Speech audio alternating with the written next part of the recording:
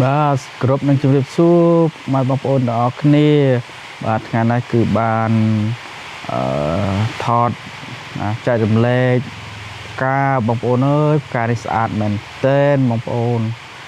ឡើងលឿងពេញនឹងតែម្ដងបងប្អូនអើយស្អាតណាស់ស្អាតណាស់នឹងផ្កាយ៉ាងនេះបងប្អូនអត់មានស្លឹកទេបងប្អូនសិតផ្កាហ្មងនេះមកជួសអង្គបងប្អូនអើយស្អាតណាស់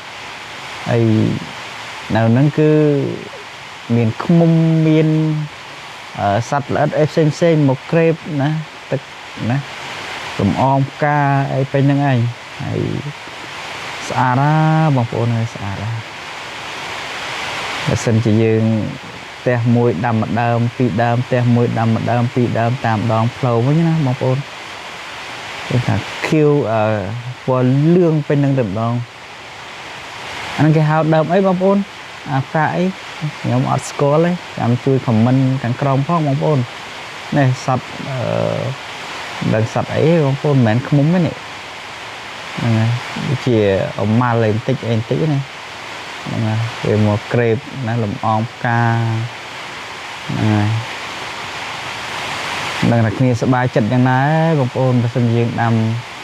ណាបានមុខផ្ទះម្នាក់ម្ដើមពីរដើមអីចឹងណាតាមដងផ្លូវណាអូស្អាត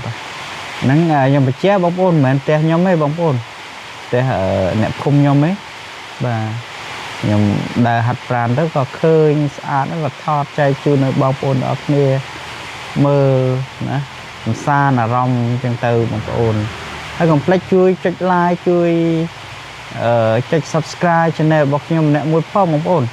ចុចអាកន្លែងខាងក្រោមហ្នឹងមកបងប្អូនហ្នឹងហើយកុំភ្លេច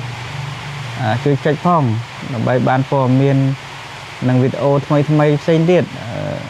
ខ្ញុំនឹងព្យាយាមផុសឲ្យបងប្អូនមើលកំសាន្តសប្បាយជារៀងរាល់ថ្ងៃបងប្អូនអើយអត់ឲ្យធុញទេបងប្អូន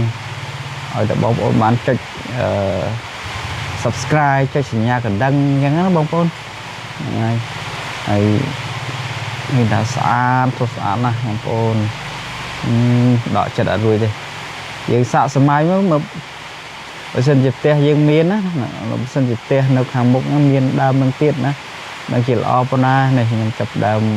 ដើរចេញពីកន្លែងផ្កាហ្នឹងហើយគឺខ្ញុំដើរហាត់ប្រាណឃើញស្អាតក៏ថតចែកជូនបងប្អូនទាំងអស់គ្នាមើលទៅស្អាតណាបងប្អូនស្អាតណាហ្នឹងហើយមានផ្លូវបេតុងមានអីចេះទៀតបើសិនជាមានដាំផ្កាដាំអីលម្អតាមដងផ្លូវណាធ្វើឲ្យអ្នកធ្វើដំណើរអ្នកហាត់ប្រាណហ្នឹងមាន